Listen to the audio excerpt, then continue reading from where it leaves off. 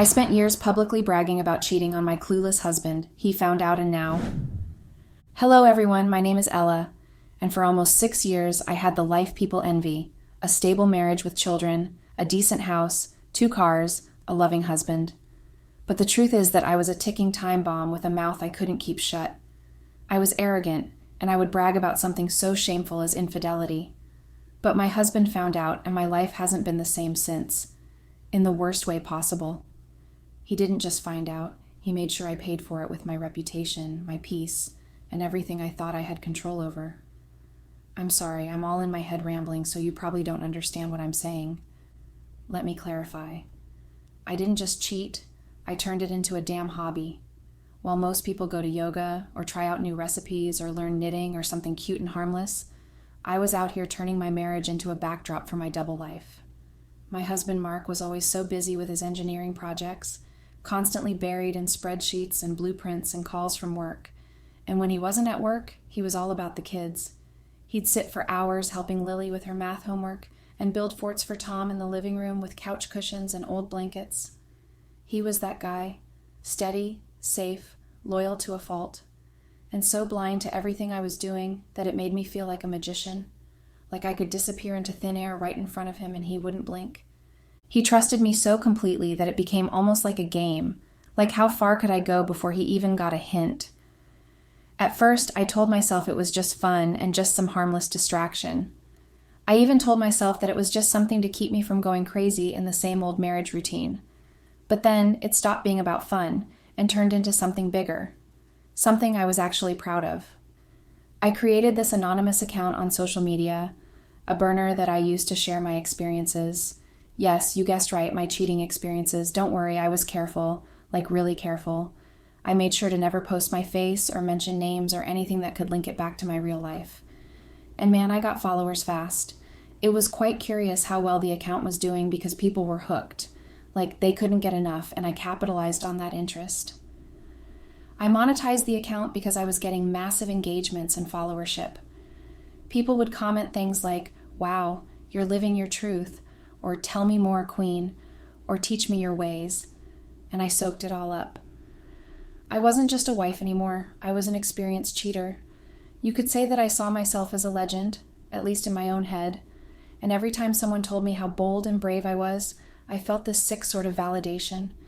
It was like I was doing something important, like I had unlocked a new level of existence where I didn't have to be stuck in the boring wife box.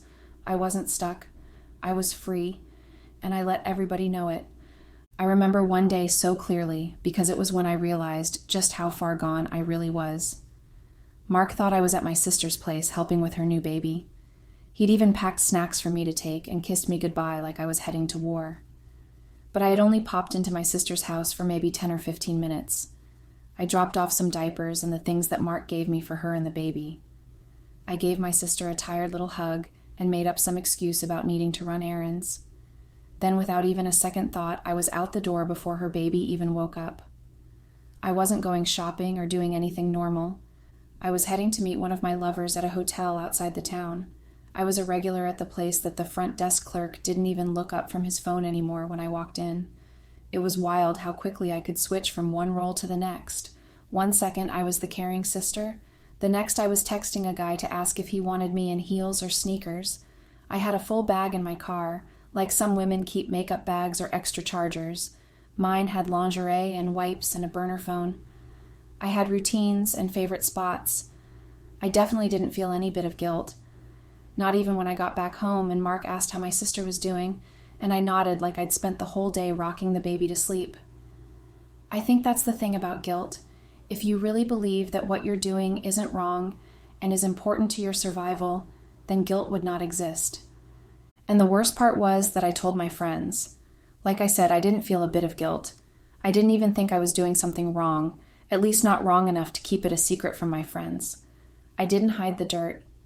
We had this group chat that was originally for venting about husbands and chores and kids, but somewhere along the way, it turned into something more mischievous.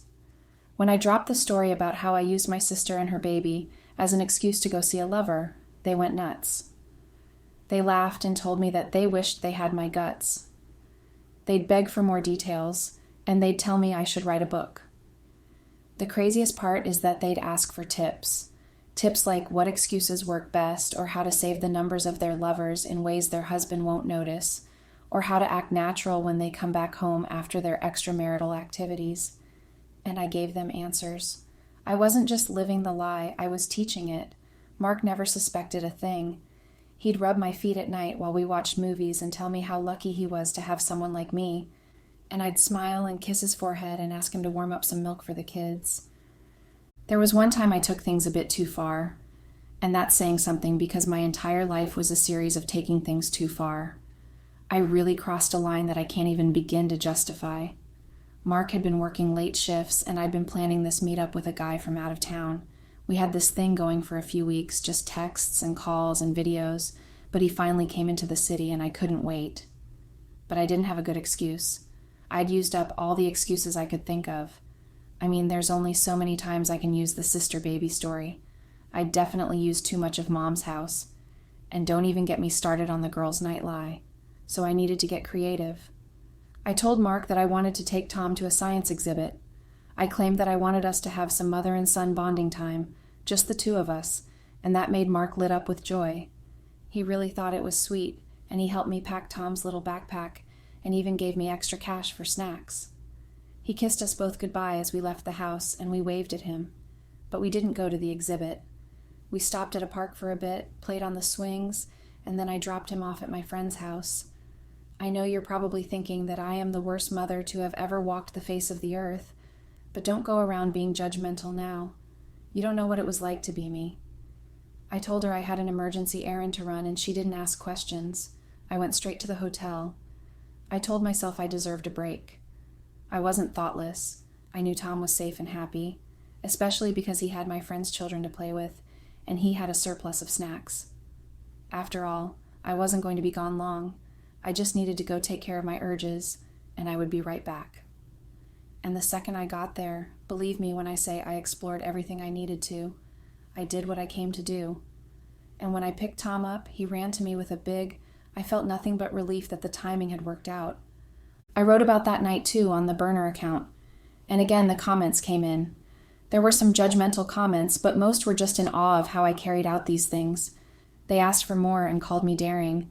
And I basked in the feeling of being this all-powerful being. I let them gas me up like I was some kind of hero, like I was living this bold, fearless life that women only dream about. But I don't think I was fearless. I was just numb. Numb to what I was risking, to the people I was hurting, to the husband I was betraying, and the kids who trusted me. And if you have been judging me throughout the time I have been confessing all this, then this next one would just make you want to leave your seat. I once forgot to pick up my kids from school because I was in bed with another man, and I hate that it happened, but I also didn't stop it from happening either. And that's the truth. I remember that day so well. I had been texting with this guy I met through a friend of a friend, and we had been trying to plan a meetup, and that day just worked out perfectly because Mark was working late, and the kids were in school, and I had nothing else going on except that one major responsibility, which was picking them up. I don't even know how I forgot. I wish I could say I set an alarm or had a reminder or something, but I didn't because I had done it so many times before, and it just felt routine. I thought I could do it all and manage everything like I always did, but that day I got lost in it. I lost track of time because he was saying all the right things and doing all the right things, and I was really enjoying it. I kept thinking 5 more minutes, and then I'd go, and 5 minutes turned into 20, and then it spiraled. My phone started blowing up, and that was when I saw Mark's name, and I just got paused. My heart dropped, and everything went cold, and I jumped up like I had just been electrocuted. I didn't even say bye to the guy I was with. I just grabbed my stuff and ran out, and I was shaking the whole drive there. I got there and saw the kids sitting with the school receptionist, and the look Lily gave me hurt more than anything else. Tom didn't really get it because he was still young and just happy to see me, but Lily was bitter. She didn't like waiting, and that impatience always annoyed me.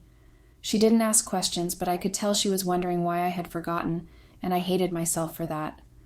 The receptionist wasn't happy either because my children were the last in school, and she couldn't leave without them being picked up. I told Mark there was a flat tire, and he didn't push it. He just said it was okay and that I should have called him and that he would have gone himself. And the worst part was that I believed I got away with it. I thought that one slip-up was no big deal, but it was more than that. It was the first real crack in the system I had built. The cracks were almost unnoticeable at first, and that's what made it so dangerous. I had gotten so good at lying and hiding and covering things up that I didn't realize how messy I had started to get. Mark began staying later at work, or at least that's what he said, but honestly I never checked, and that's on me. I just assumed he was tired or busy or just needed space. Sometimes he'd come home and just sit in the car for a while before coming in, and I noticed it, but I didn't ask. I didn't want to know if he was starting to figure things out. I liked pretending I still had control, but I didn't. What's funny is that I had no clue how far I had lost control. I remember one night I was on a video call with Sarah. We've been friends forever, and she was one of the few people I told everything to, and I mean everything. I was telling her about this new guy I had met through an app and how we hooked up in his car behind a grocery store. She was laughing and shaking her head and calling me crazy, and I was eating it up. I loved how shocked she always was, and how impressed she was with me. It was almost like she looked up to me. While I was telling her all this, Lily walked into the room asking for a drink, and I didn't even turn around. I just waved her off and kept talking to Sarah because I was mid-sentence and didn't want to break the story. I think Lily stood there for a few seconds and then walked away quietly. I saw her reflection on my phone screen, and she just looked confused and a little sad, but I brushed it off. Kids are always like that. I thought maybe she just needed attention or was tired. About a week or two after that was Lily's birthday. Mark asked me to pick up her cake from this bakery that she loved, and I agreed immediately because I had the perfect plan in my head. I was already texting one of my usuals, and we had been talking about meeting up again, and I figured this was the perfect excuse. Pick up the cake and swing by the hotel, and then head home in time for the party. I thought I was being smart about it. I timed everything in my head, and it all seemed doable. I left the house around noon and got the cake, and then drove straight to the hotel. He was already there waiting, and we wasted no time. I kept checking the clock, but not really. I think I got too comfortable. I thought I had more time than I actually did, and after everything I'd already done, I didn't think I'd mess up something so basic. But after we were done, I just got dressed and left in a rush and drove home like nothing happened. I had the bakery box in my mind the whole drive, and when I got home, Mark came out to help me with the bags, and that's when he asked for the cake. I felt my face drain. I looked in the back seat and it wasn't there. I looked in the front seat and under the jacket and in the glove compartment like an idiot, and I just stood there silent. He looked confused and asked me again, and I said something about forgetting it in the trunk, but I knew the second I opened that and saw nothing it was over. I told him maybe I left it on the counter at the bakery and that I'd go back real quick, and he nodded and said fine, but to hurry. I drove like a maniac back to the hotel, hoping and praying that housekeeping hadn't thrown it out or that it wasn't stolen. I went back up, and thankfully the guy was still there, and the cake was on the dresser like it had never moved. I didn't even look at him. I just grabbed it and said I forgot something and ran out. I sat in the car outside the hotel and just took very deep breaths for a few minutes because I realized that was the sloppiest thing I had ever done. I had messed up a child's birthday cake for sex. I got home and handed over the cake and made up some stupid story about how the cashier mixed up my order with someone else's, and I had to wait while they sorted it out, and Mark just looked at me for a second longer than usual, and then nodded. He didn't ask more, and I didn't offer more. I went upstairs and stared at myself in the mirror, and I didn't feel bold or fearless or powerful. I just felt like a joke. But then I logged into the burner account and typed it all up and posted it. I captioned it with a hashtag that read, "I guess I'm not perfect after all," with laugh emojis at the end. Yeah, I know you're probably thinking that I don't have a soul, but hey, in my defense, it was kind of crazy. Anyways, about a week later, I came home after one of those afternoons that makes you feel like you're walking on air. I had just met up with this guy I'd been messaging for a while. He had that thing I always chase, that pull, that confidence. The way he talked to me and touched me like he knew every inch. It left me feeling like I had a secret no one else could touch. And like always, I had this weird habit of wanting to talk about it after. Not just to the girls in the chat, but sometimes even to myself. Like I would replay it in my head and think about how good I still had it. A stable home and a private world of my own that no one had access to. I even had a mental list of things to post later, a few funny lines and some clever captions, just enough to keep my page alive and buzzing. But the second I stepped into the house, something felt off, like really off. The place was too clean, too still and quiet. Usually when I get home around that time, there's a mess of snack wrappers on the coffee table, or the sound of cartoons echoing from the living room. Maybe Tom yelling about his toys, or Lily pretending not to hear him while she watches something on her tablet. But this time, there was nothing. Not even a sound from upstairs. I called out for Mark and the kids, and I even laughed a little when no one answered, because I thought maybe they were playing hide and seek, or maybe Mark took them on a surprise ice cream run or something. I checked the living room and everything was neat. Pillows fluffed and blankets folded, which was weird because Tom always leaves things half hanging off the couch. Then I walked into the kitchen and saw it, right there on the counter. A note, folded neatly and placed where I usually keep the mail. I knew it was from Mark before I even opened it. His handwriting is so clean and sharp, it could be read by a half-blind person without stress. My hand started shaking before I even read the first line. My gut already knew it wasn't a shopping list or a quick message saying they'd be back soon. It was a short writing with just a few lines, but each word hit so hard that I thought I would drop and faint. I stood there reading it again and again, hoping I had read it wrong, but it was clear. From the letter, it was clear that he knew. And I'm not just talking about a little or a few. Oh no, this wasn't just a suspicion or a clue. He knew every single thing. The account, the posts, the comments, the laughs, the jokes and stories. My whole double life spilled out on that page. He said he had been collecting the proof, watching and waiting and reading, and now he was done waiting. He said he took the kids and that I shouldn't bother looking because I wouldn't be able to find them. That was the part that made my heart drop. He ended by saying I could enjoy the freedom I always bragged about. It felt like the air had been sucked out of the room, and I couldn't get it back in. I clutched the note like it would suddenly turn into something else if I held it tighter, like maybe it would rewrite itself into a bad joke or a scare tactic. But it didn't. It stayed the same, and before I knew it, I began walking in circles around the kitchen like I was trying to find something else that would make sense. I thought that perhaps there was a second note or a clue or something that said he didn't mean it, but there was nothing. I ran upstairs and saw that Lily's bed was made. Lily's bed was always a mess. Tom's stuffed bear was sitting upright on his shelf like someone had deliberately placed it there. Their shoes were gone, their backpacks too. The closet was emptier than usual, and the room was pretty tidy. That was when it dawned on me that it was real. He really took my babies. They were gone. I felt dizzy, like the walls were closing in on me and I couldn't make them stop. I grabbed my phone and saw a notification at the top, something about a password change. I thought it was junk mail until I read it properly. It said the password for my anonymous account had been successfully changed. My fingers felt stuck for a bit. When they were finally able to move, I tried logging in and it didn't work. I tried again, but it was still unsuccessful. I sat down on the floor right there in the hallway with the phone still in my hand. And then another notification came in. It was a new post from the burner account. Someone was making posts from my burner account, and it wasn't me. I had been hacked. It was a photo of me smiling at a restaurant. I remember that day. I had been with one of the guys I met during a girls' trip. He had taken the photo and sent it to me later, and I guess I forgot to delete it. The caption basically introduced me with my full name and my address. It was as though it was saying, "This the face and name behind all the callous stories on the account." My chest tightened. I literally couldn't breathe. It felt like my whole skin was on fire. I clicked the comments and they were flooding in faster than I could scroll. People who had followed me for months, saying they couldn't believe I'd been doing this with real kids at home, with a husband who sounded so kind in all my twisted stories. They were saying that I deserved everything coming to me. Some even said they knew me in real life, that they had always suspected something was off, and that the way I talked about my family in real life didn't match the way I bragged about them online. I wanted to reply and defend myself.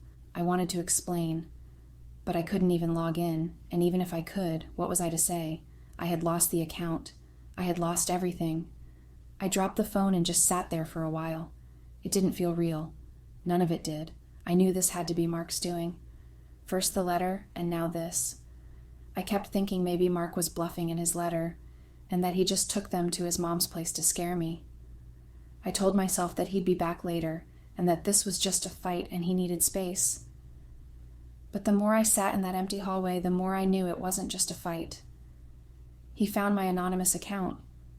For all I knew, he hacked it and was gunning for me. Then my phone buzzed again, and it was from the family group chat. You know, the one with the cousins and the uncles and the aunties and the friends who are basically family too.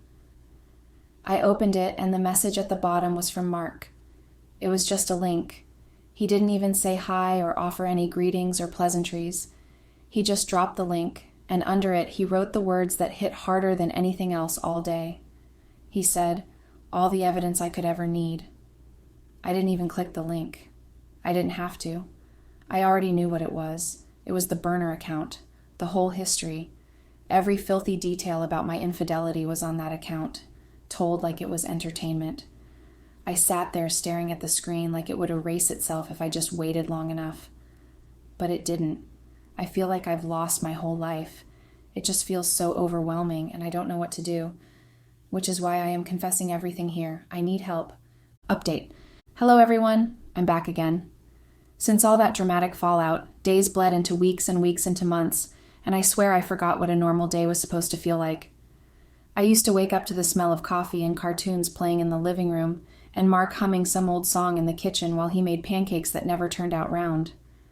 Now I just wake up to silence, just that heavy, thick silence that sits on your chest and doesn't move no matter how deep you breathe.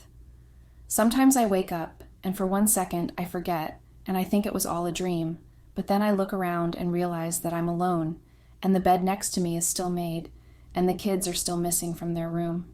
I walk through the house and everything reminds me of them.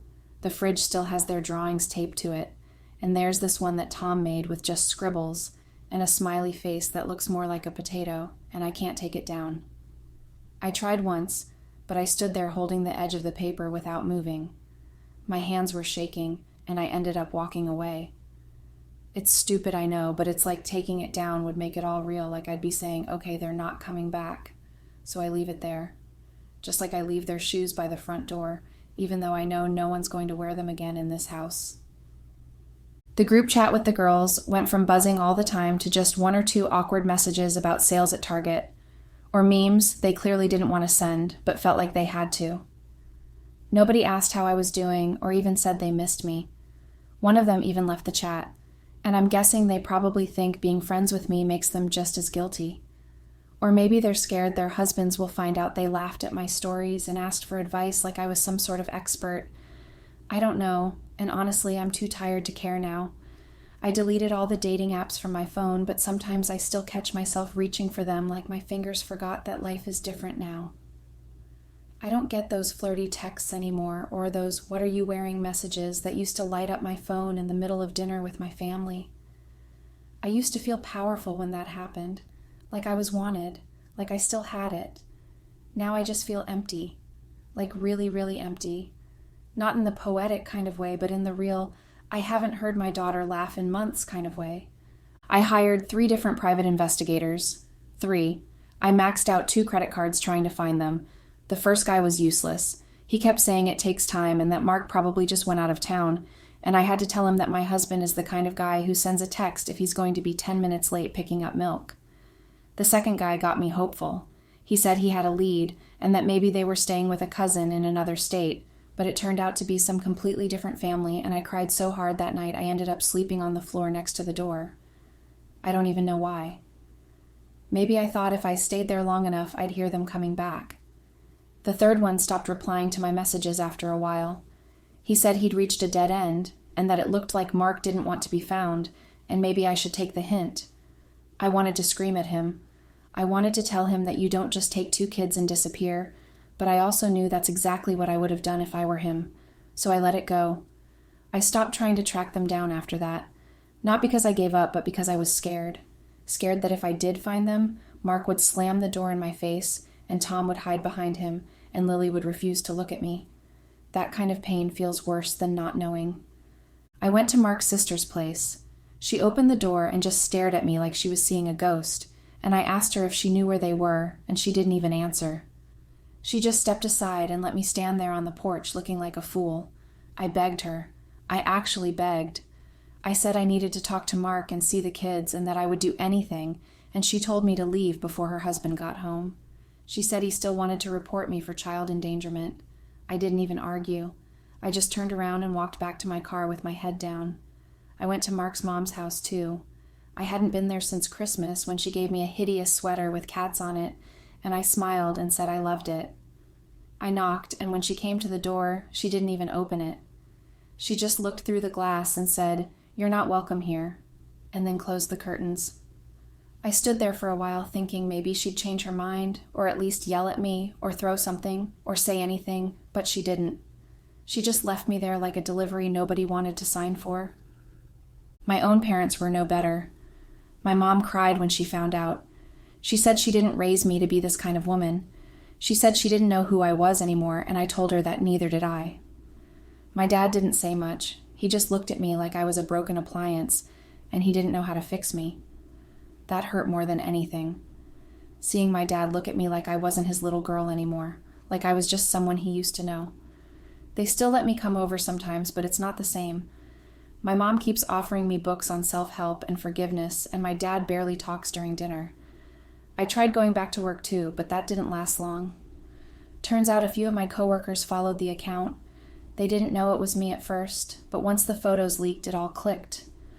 Nobody said anything to my face, but the whispers were everywhere. People looked at me like I had some disease, like I was contagious. HR pulled me into a meeting and said there had been complaints and I could either resign or face an internal review. I resigned. I packed my desk in silence and left through the side door. I haven't been back since. I thought about getting a therapist, but every time I get close to booking one, I back out. I don't know what I'd even say. I stay home a lot and I keep the curtains closed. I barely eat. Sometimes I go for a walk, but only at night when I know nobody will see me. The burner account got deleted eventually. I don't know who did it, at least I haven't confirmed, but it's definitely gotta be Mark. All the stories are gone. All the comments and messages and likes and emojis are gone.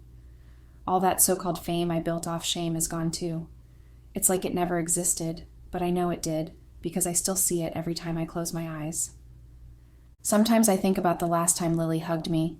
She had yogurt on her shirt and a hair clip that was half falling out, and she hugged me tight before bed and said that she loved me. I remember I barely hugged her back because I was texting someone under the table. I keep thinking if I had just put the phone down, if I had just said I love you back and meant it, maybe things would be different now. But I didn't. And now she's gone, and I don't know if she even misses me. Tom probably doesn't understand any of this. He's too young. He probably just thinks Mommy went away for a while or that Daddy's on a long vacation with them. Or maybe Mark told him something else. I don't know. I try not to picture them too much because when I do, I just end up crying so hard I can't breathe. I miss them so much it physically hurts. It's like my chest is being crushed by something I can't see. I never thought missing someone could feel like this, like actual pain. I started writing letters to them, not to send, but just to write. One for Lily and one for Tom. I tell them how school must be going and ask about their new friends, and tell them about the weather here like I'm still part of their lives. I don't say I'm sorry in the letters, though. I just talk. I don't know if I'm ready to say sorry because an apology doesn't fix this. It doesn't bring them back or erase the burner account, or the way Mark looked at me the last time we spoke. It doesn't undo the birthday cake or the missed pickup or the hotel rooms. It doesn't fix anything. The thrill is gone. That feeling I used to chase like a drug is just gone. There's no rush left, no high, no secret smile when someone calls me beautiful behind my husband's back. Just this hollow ache that never goes away. It lives in my bones now, in my blood, in every step I take around this empty house. It whispers to me when I try to sleep, and it shouts at me when I look in the mirror. It tells me this is all my fault.